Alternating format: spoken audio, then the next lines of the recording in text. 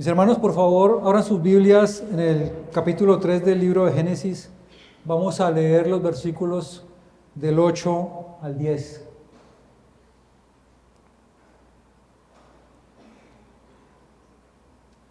¿Ya estamos en el pasaje?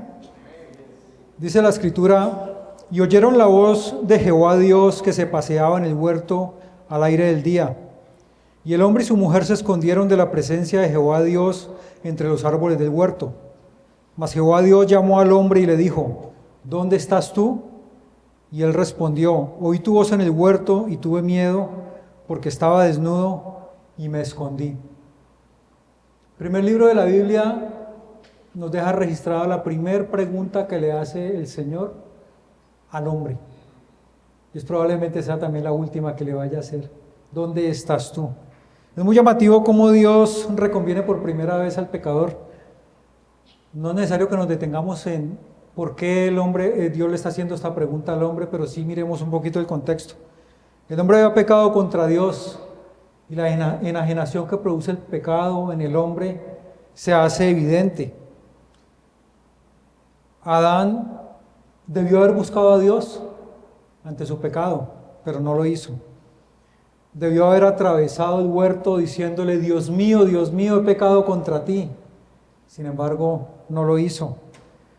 Debió haber caído humillado a los pies de nuestro Señor y decirle: Señor, tú me has puesto en este lugar, me has dado todo lo que necesito y mucho más. Tan solo me has dicho: no toma de este árbol que tú has reservado para ti. Sin embargo, el hombre no hace eso. Y esa es la esencia del Evangelio. El hombre no busca a Dios, Dios busca al hombre.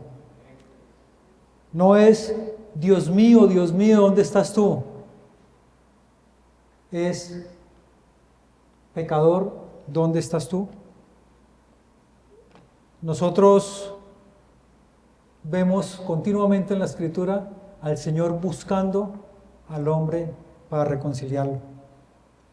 A pesar de todas las doctrinas humanistas que el hombre en su altivez haya creado, no se encuentra en la Escritura ningún registro en el que haya sido el hombre el que haya dado el primer paso. Siempre Dios da el primer paso buscando al hombre. Es el pastor buscando a la oveja que se ha perdido para traerla de nuevo a su redil. El hombre puede cometer pecado, saber que es pecado, pero arrepentirse del pecado es un don divino, no es capacidad humana. Todo lo que nace naturalmente de nosotros está viciado por el pecado. El pecado es propiedad nuestra. Cualquier cosa santa, buena, agradable a Dios que nazca de nosotros es porque Dios la ha producido en nosotros. No podemos creer o confiar en que haya algo bueno nuestro para que pueda ser agradable delante de Dios. El texto que nosotros acabamos de leer expone la realidad del ser humano. El ser humano prefiere alejarse de su Creador, prefiere alejarse de Dios. El pecado convirtió al hombre en un ser necio, y cada vez el hombre manifiesta más y más su necedad. ¿O no es necio pretender, como Adán, cubrir la desnudez de su cuerpo con las hojas de los árboles? ¿O acaso no está loco aquel que pretende esconderse de Dios, que es omnisciente y sabe absolutamente todo? ¿O acaso no sabía Adán que Dios es omnipresente y podría encontrarlo en cualquier lugar? Con todo esto, Adán, en su ignorancia y en su necedad, pretendió escapar de Dios y convertir a los árboles del huerto en un refugio que le protegiera de los ojos de Dios. Nosotros a diario no somos distintos a Adán, porque como Adán en su locura buscamos ocultar o justificar o disimular nuestro pecado. El ser humano es experto en hacerlo. Sin embargo, pretendemos que Dios no lo conozca. Eso ocurre porque tenemos un conocimiento muy limitado de lo que es Dios. A menudo tenemos una conciencia tan liviana de lo que es el pecado que sabemos que hemos pecado y estamos tranquilos con el pecado. Incluso dormimos tranquilos, porque como a quien ofendimos no nos vio, o como el ser humano no nos vio, creemos que Dios no lo ha visto. No en vano el salmista en el libro de Salmos 139, versículos 7 y 8, dice, un pasaje muy conocido por todos: ¿a dónde me iré de tu espíritu, o a dónde huiré de tu presencia? Si subo a los cielos, allí estás tú. Si en el Seol preparo mi lecho, allí tú estás. No hay nada oculto a los ojos de Dios, ni lo más mínimo. Y el libro de Génesis, capítulo 3:8, que acabamos de leer en la Nueva Traducción Viviente, dice: cuando soplaba la brisa fresca de la tarde, el hombre y su esposa oyeron al Señor caminando por el huerto. Así que se escondieron del Señor entre los árboles. Es el mismo Señor que viene a buscar a Adán. El Señor llega caminando, dice el texto de Nueva Traducción Viviente, sin prisa por herir al ofensor. Se paseaba por el huerto. O sea, dice que el Señor llegó cuando era la brisa fresca a la tarde. No se apresuró el Señor a venir a castigar a Adán, al contrario, vino a buscarlo. Porque Dios es tardo para la ira. Dios es un Señor grande en misericordia. Él pudo haber buscado a Adán y ni siquiera haberle preguntado, porque Él ya le había dado una instrucción. Si Dios hubiese querido destruir a Adán y su descendencia, pudo haber simplemente lanzado un rayo contra él y acabar con él y con todo lo que significaba. Pero el Señor viene a buscarle y le dice: ¿dónde estás tú? Adán, el ser creado por Dios, que tenía comunión con Dios, que tuvo la oportunidad de convivir con Él, Adán había fallado. Y en esta primera frase de ¿dónde estás tú? Vemos dos verdades en esta corta frase. Una, Adán estaba perdido. Adán estaba perdido, pero no como cuando jugamos a las escondidas. Adán estaba perdido de una manera mucho más trágica. O sea, no era que estaba perdido simplemente, como cuando uno no encuentra una dirección. Porque uno no encuentra una dirección, pero sabe en qué ciudad está. Él estaba perdido porque él estaba perdido en la condición más terrible que pueda estar un hombre perdido, y es apartado de Dios, en la condición natural de perdición que está el hombre. Pero en esta pregunta también había misericordia, porque el Señor viene a buscarle. Nadie busca algo que no aprecia. Si a usted se le pierde una moneda de 100 pesos, en la oscuridad yo no creo que usted prenda su teléfono para buscar esa moneda. Pero si se le pierde un billete o la argolla de matrimonio, creo que conseguimos hasta quien nos ayude. Dios fue a buscar a Adán porque había misericordia en esa búsqueda. Él ha venido a buscarnos, y en la persona de su Hijo Jesucristo, Él ha venido a cumplir con ese propósito de buscarnos. De hecho, en el libro de Lucas, capítulo 19:10, el Señor mismo dice: porque el Hijo del Hombre vino a buscar y a salvar lo que se había perdido. O sea, el propósito del Señor no solamente buscar, sino también salvar. Porque ese es el propósito de nuestro Señor. Con todo esto, el Señor hubiese tenido derecho a decirle a Adán: aquí estás, rebelde, desobediente, traidor, toma lo que mereces, como a veces quisiéramos nosotros decirle a muchas personas. Pero el Señor no, le dice: ¿dónde estás tú? Y es una pregunta de 3 palabras, es una pregunta muy simple. A veces uno diría: esa es una pregunta retórica. Tiene 3 palabras. ¿Dónde? Que es un adverbio de lugar que encabeza la pregunta, ¿dónde? O en el qué, o en el cómo, o en dónde. Estás, un verbo, ¿cierto? Un verbo conjugado. Y tú, el pronombre. O sea, muy simple la pregunta. Entonces uno dice: pero ¿para qué hace esa pregunta si el Señor ya sabía en dónde estaba? Pues hermano, la pregunta no es tan simple, porque la respuesta tampoco es simple. El Señor sabe cómo hablar con pocas palabras. Sin embargo, yo quiero que en esta noche estudiemos esta pregunta con 5 tópicos, 5 posibilidades. No sabemos cuáles el Señor haya tenido, o posiblemente todas 5, pero son de aplicación para cada uno de nosotros. La vamos a ver, número 1, como una pregunta con la intención de despertarlo. Número 2, con la intención de convencerlo. Número 3, la intención de que expresar su lamento. Número 4, la intención de buscar al perdido. Y número 5, como una pregunta con la intención de convocarlo a su justicia. Entonces vamos al primer encabezado, la intención de despertarlo. Hermanos, el pecado embrutece la conciencia y droga la mente, al punto de que el hombre no es capaz de entender el peligro en que se encuentra. De tal manera que el pecado es como un veneno que sutilmente va matando nuestra conciencia y nos va apartando del Señor de manera indolora y lenta. Es como cuando una persona deja prendido su carro en el garaje y toda la noche está inhalando el humo del carro. Esa persona entra en un sueño profundo, duerme y duerme hasta que muere. Le llaman la muerte dulce. Pero, ¿de qué sirve una muerte tan dulce que va a contrastar con la amargura del infierno? Morir en esa condición apartado de Dios no tiene nada dulce. Una de las primeras obras de la gracia de Dios en el corazón de un creyente es precisamente despertarle, mostrarle su condición pecaminosa, mostrarle delante de la palabra de Dios lo que Él es y lo que Él necesita. Lo despierta de ese letargo, de ese adormecimiento.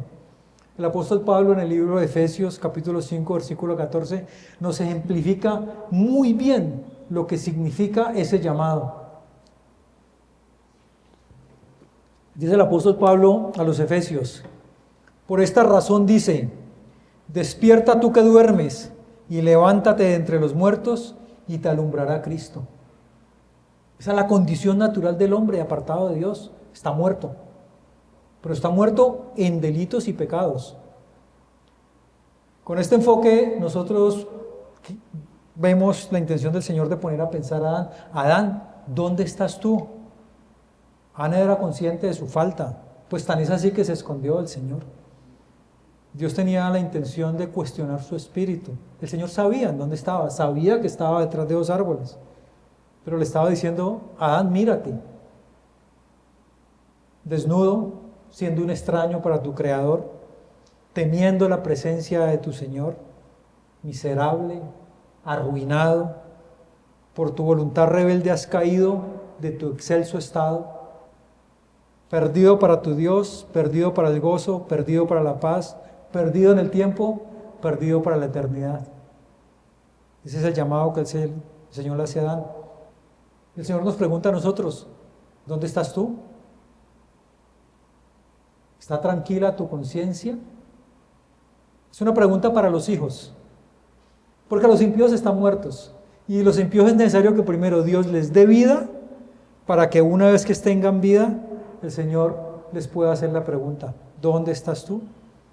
Si bien la conciencia muchas veces hace que a nosotros nos duela el pecado, la justicia de Dios será mucho más severa que nuestra misma conciencia. Porque si tu conciencia te dice que estás mal, yo te garantizo que estás mucho peor de lo que crees estar. Porque nuestra conciencia está a nuestro propio criterio. Entonces, ¿cuán mal estamos cuando nuestra conciencia nos acusa? Hoy en día el hombre raramente menciona el nombre de Dios, a menos que sea una muletilla, como algo de costumbre, o que tenga un susto, tembló, un choque, ¿se acuerdan de Dios? El hombre puede vivir apartado de Dios, pero no puede vivir apartado de sus placeres, de sus emociones y de sus sentimientos. Al hombre le hace falta muchas cosas, pero naturalmente Dios no le hace falta, a menos que esté enfermo, a menos que tenga un problema de separación, o al menos que le tenga plata, que le falte plata, empieza a perder, a acordarse de Dios. La pregunta que nosotros podríamos hacernos es: ¿qué pasaría si nosotros estamos aquí y el Señor nos llama y dice: ¿dónde estás tú? ¿Nos esconderíamos? ¿O nuestra conciencia nos diría: puedes ir delante de Él? ¿Nos hemos constituido en sus enemigos?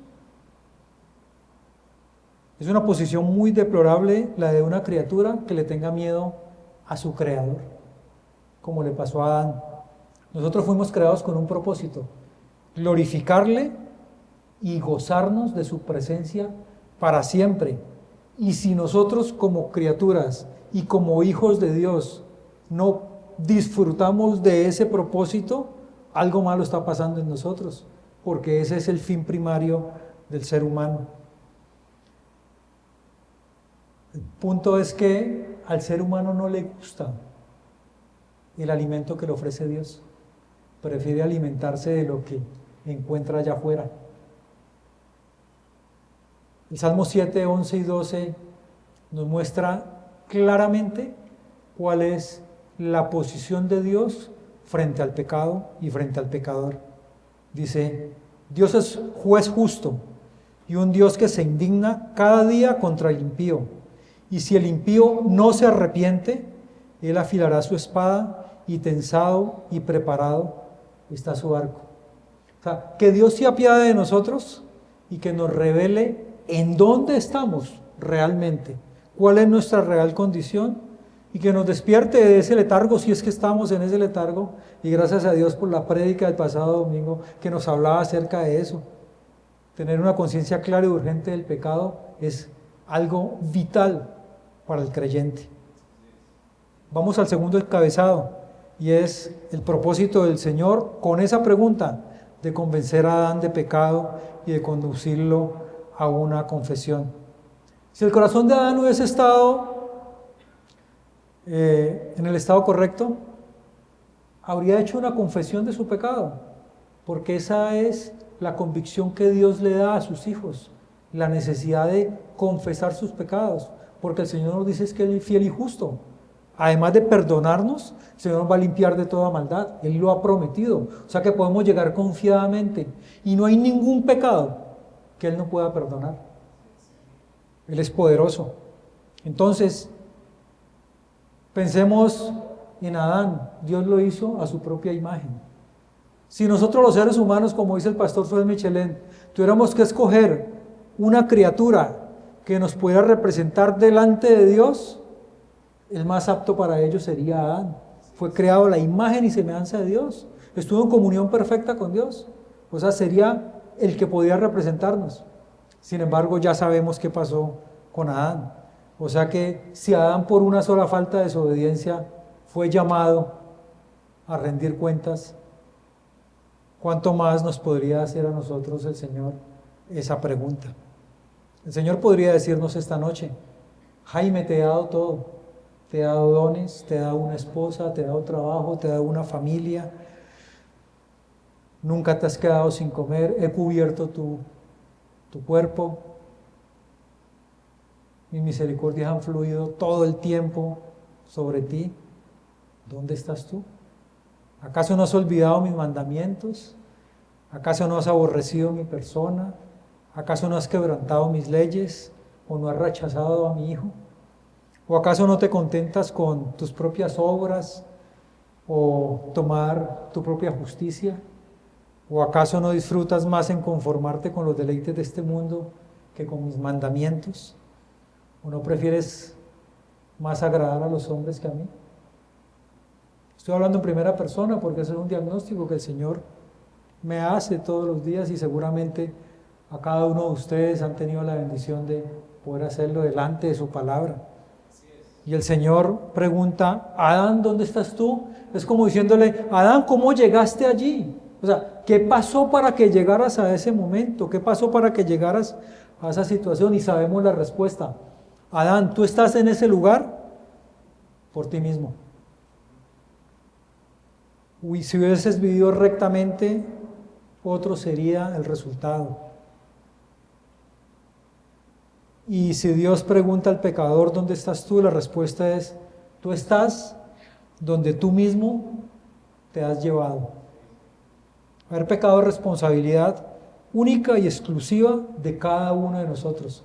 No le podemos asignar la responsabilidad y la culpa de nuestro pecado a nadie más. No, que es que mi hijo me hizo dar rabia. Él puede haber hecho lo que sea, pero la rabia es tuya. No le atribuyas la causa de tu pecado a nadie más. El pecado es algo que nos pertenece. Solo hay una cosa que brota naturalmente de nosotros y ese es pecado. Muchas personas cuando hablan de la caída, hablan en tercera persona como si fuera un asunto de Adán y Eva. O sea, como si eso fuera algo que no les compete, como si no fuera parte de nuestra naturaleza. Las personas cuando hablan de la caída no tienen claro que la condición de depravación total es inherente a nuestra naturaleza, porque la hemos heredado de Adán, pero también porque nos gusta hacerlo. O sea, no es que el hombre peca porque lo heredó solamente, no. Nos deleitamos en el pecado naturalmente. Y eso es parte de lo que nosotros somos. Entonces, si nosotros somos pecadores, no hay ninguna excusa. Y si vivimos y morimos sin habernos arrepentido de ese pecado, sin haberlo confesado delante de nuestro Dios, va a ser responsabilidad nuestra y de nadie más. Porque nos ha sido predicado el Evangelio de Dios. El Evangelio de Cristo, que se nos ofrece salvación en el arrepentimiento, confiando en la obra de Cristo, por fe. Entonces es muy necesario hablar de pecado y verlo como Dios lo ve. El pecado es abominable, es un acto criminal contra la naturaleza santa de Dios. No hay pecado pequeño, porque todo pecado es contra Dios. Y lo que hace grande el pecado es a quién estamos ofendiendo, a Dios mismo. Cuando Dios obra en el hombre, le despierta y además de eso le demuestra que está perdido. Esa convicción en nuestra conciencia es la que el Señor nos revela que estamos destruidos, que por nosotros mismos no tenemos la posibilidad de hacer nada que sea agradable delante de Dios. Y es por eso que el Señor nos lleva a través de su Santo Espíritu a buscar, a encontrar el único lugar donde el pecador puede encontrar salvación, y es en la sangre preciosa de Cristo, nuestro Señor y Salvador. Es el único en el que nosotros podemos encontrar salvación. Vamos al tercer encabezado de esta pregunta, y es el propósito de Dios lamentando la condición perdida del hombre. Charles Spurgeon dice que algunos se atreven a traducir este pasaje diciendo como: ¡ay de ti, Adán! ¿Dónde estás tú? Como el Señor expresando en su clamor el dolor por la condición en la que se encuentra el hombre en su estado natural por su miserableza. Dios puede hacer todas las cosas que se propongan, y no tenemos un Dios que no pueda ser conmovido en favor nuestro.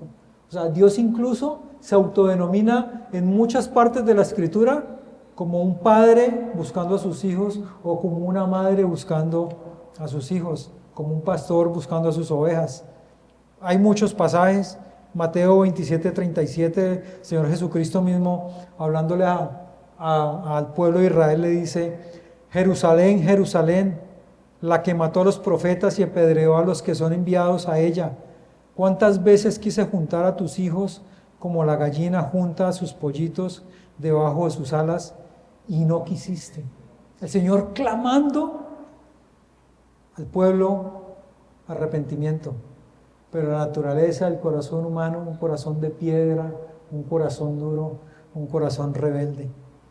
En el libro de Ezequiel, el profeta nos dice, capítulo 33, versículo 11: vive yo, declara el Señor Dios, que no me complazco en la muerte del impío, sino en que el impío se aparte de su camino y viva.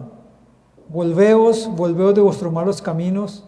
¿Por qué habéis de morir, oh casa de Israel?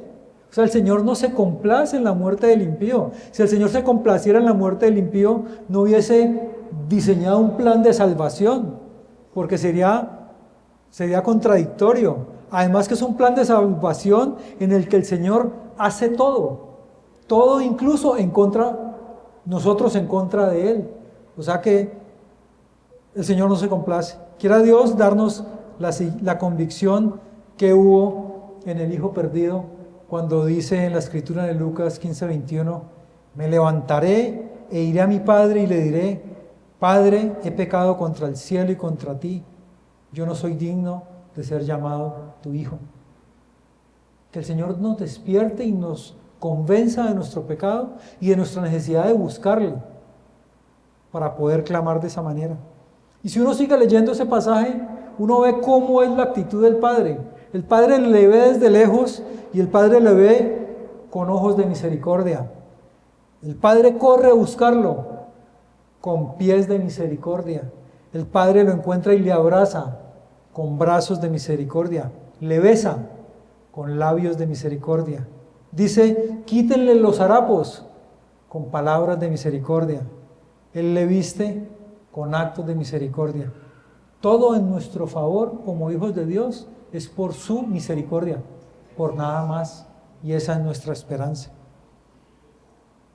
El cuarto encabezado tiene que ver con una voz buscadora que le está diciendo, Adán, ¿dónde estás tú? He venido para encontrarte en donde quiera que estés. El Señor se propone buscar al pecador, y el Señor, aquel a quien ha decidido salvarlo, va a encontrar en el lugar donde se encuentre.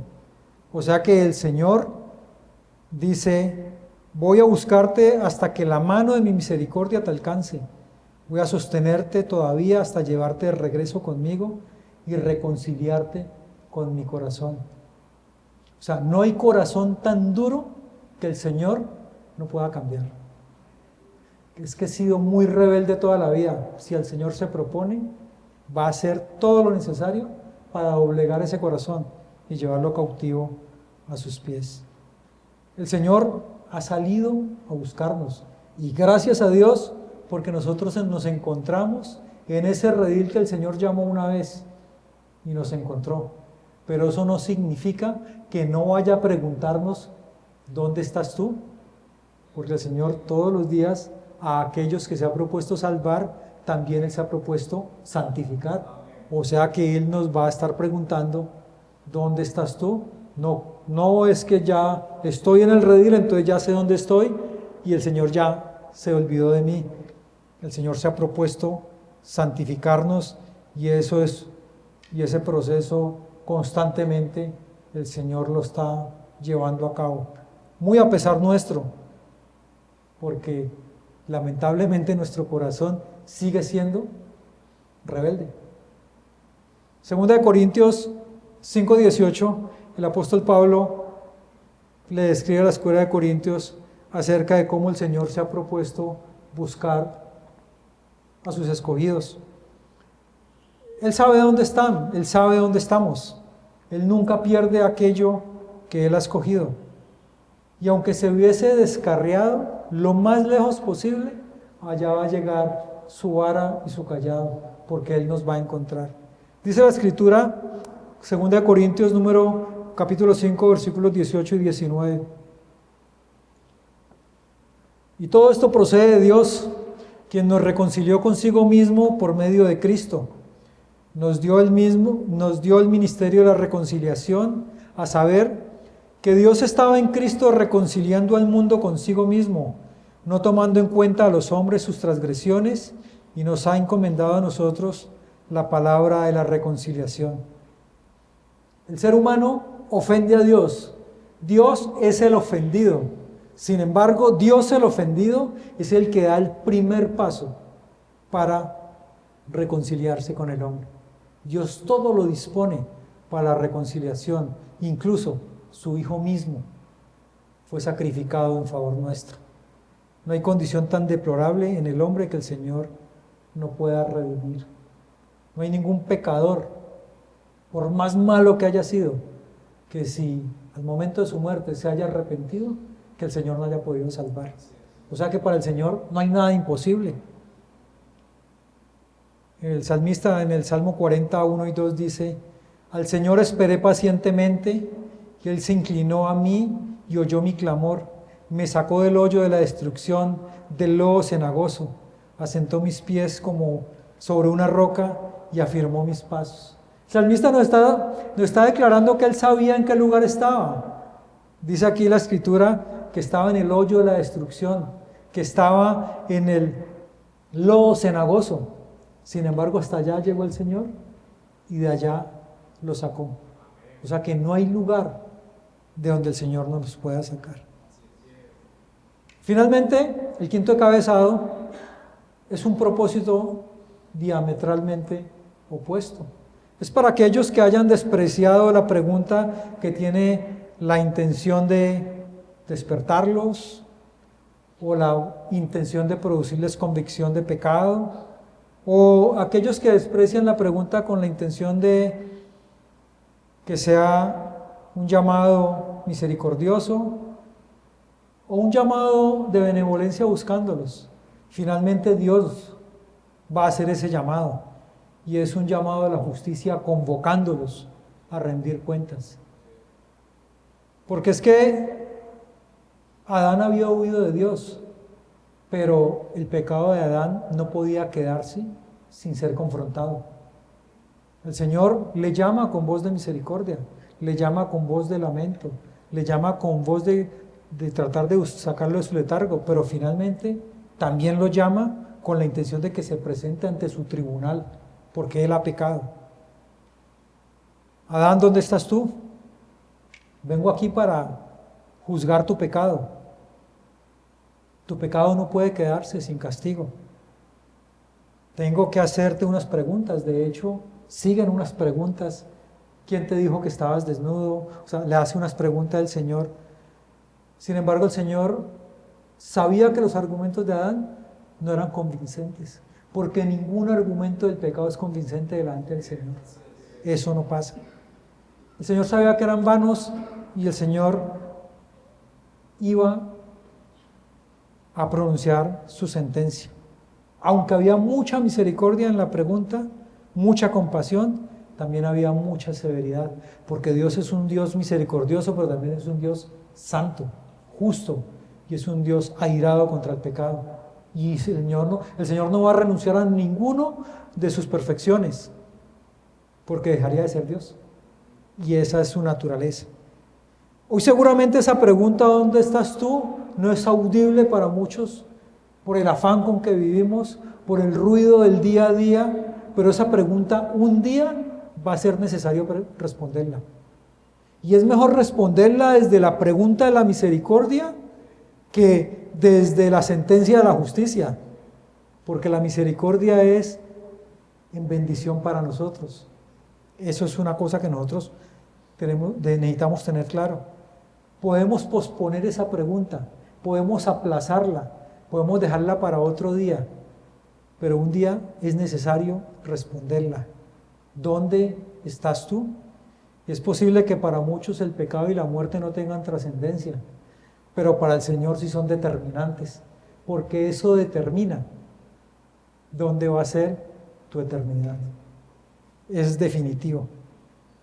El Señor Jesucristo en el libro de Lucas, respondiéndole una pregunta a unos que estaban a su alrededor, capítulo 13, versículo 26, le responde a aquellos que equivocadamente pensaban que estaban en su redil, que equivocadamente pensaban que hacían parte de su iglesia, que equivocadamente pensaban que porque seguían una tradición, una forma de vivir, unos ritos, o de pronto un amén, un aleluya, un Dios te guarde, pensaban que eran parte del pueblo de Dios. Pueda que vivan como cristianos, pueda que caminen como cristianos, pueda que hablen como cristianos, pero no necesariamente son cristianos. Entonces ustedes dirán, pero comimos y bebimos contigo y enseñaste en nuestras calles. Entonces Él responderá, les digo que no sé quiénes son ni de dónde vienen. Aléjense de mí todos ustedes que hacen maldad. Habrá llanto y rechinar de dientes, porque verán a Abraham y a Isaac y a Jacob junto con todos los profetas en el reino de Dios, pero ustedes serán echados fuera. Esa pregunta va a necesitar respuesta. ¿Qué implicaciones tiene eso para nosotros? ¿Qué implicaciones tiene esa pregunta para nosotros? Pues hermanos, esta es una pregunta hecha a Adán, pero en Adán como representante federal nuestro, es una pregunta hecha a todos nosotros, particularmente como creyentes y generalmente como iglesia. ¿Dónde estás tú? Adán fue juzgado por un pecado manifestado en la desobediencia. Y este es un llamado a nosotros. El Señor podría preguntarnos, ¿como Adán prefieres desconocer la voz de Dios en vez de estorbar el pecado de Eva? ¿O buscas cubrirte pecado con las obras propias de tu justicia? ¿O tomas la libertad de la gracia como excusa para tu pecado? ¿O confunden la misericordia y el humanismo y son disculpa para tus emociones y tus sentimientos? ¿O tú, varón, has renunciado a ser el líder espiritual de tu familia? ¿O tu mujer prefieres seguir las filosofías del mundo antes que someterte a la voz de Dios? ¿Dónde estás tú? Owen sostiene algo que me llamó mucha atención y dice: la raíz de nuestra conducta pecaminosa es una incapacidad de odiar el pecado por sí mismo, y esto se deriva de una tendencia a ver la obediencia simplemente como una manera de evitar el peligro y tener una buena vida, no como una manera de amar y conocer a Jesús por quien es. Muchas veces obedecemos más por el miedo que por lo que realmente significa el Dios a quien obedecemos.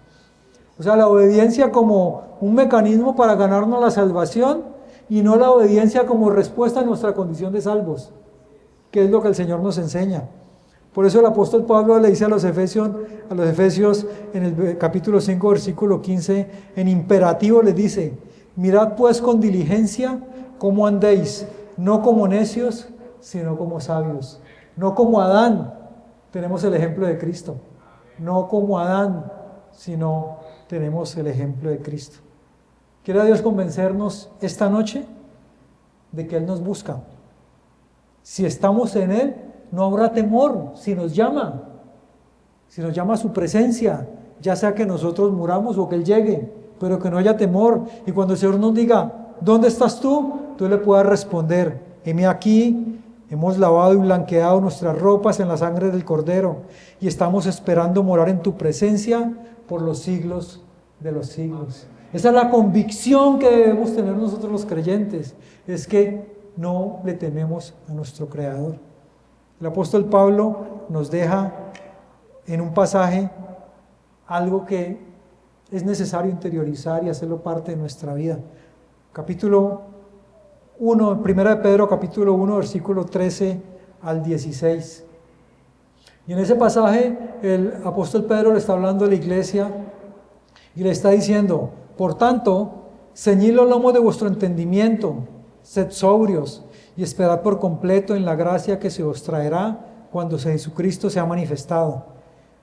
Como hijos obedientes, no os conforméis a los deseos que antes teníais, estando en vuestra ignorancia, sino como aquel que os llamó es santo, sed también vosotros santos en toda vuestra manera de vivir, porque escrito está: sed santos, porque yo soy santo. Estamos llamados a vivir en santidad, pero estamos llamados a vivir en santidad no por obligación, por convicción. Y la convicción solamente la da un ejercicio continuo de nuestra comunión con nuestro Señor, porque es el Señor el que nos convence a través del Espíritu de pecado, justicia, de juicio, que sabemos qué es lo que el Señor nos demanda. Y eso que nos demanda no es gravoso para nosotros, sino al contrario, que es deleitoso. Y si aquí hay alguien que esté sin Cristo, es importante tener claro que la eternidad es real y la eternidad sin Cristo es algo aterrador. Y un Dios airado y terrible, y un Dios airado es algo terrible. Nadie puede describir el horror de ser juzgado. Solamente uno experimentó la ira de Dios, nuestro Señor Jesucristo. Ninguno de nosotros sabemos lo que eso significa. Y gracias a Dios, porque sus hijos no la vamos a experimentar, porque Cristo pagó por nosotros. Nuestra verdadera y real condición como seres humanos es deplorable, y la única esperanza está en poder depositar nuestra fe en Jesucristo. Jesucristo, Dios hombre, que tomó nuestro lugar en la cruz, para que sus escogidos, su pueblo, pudiéramos ser beneficiarios de la salvación eterna. Es en Él y solo en Él en Cristo y en su obra que reposa nuestra esperanza.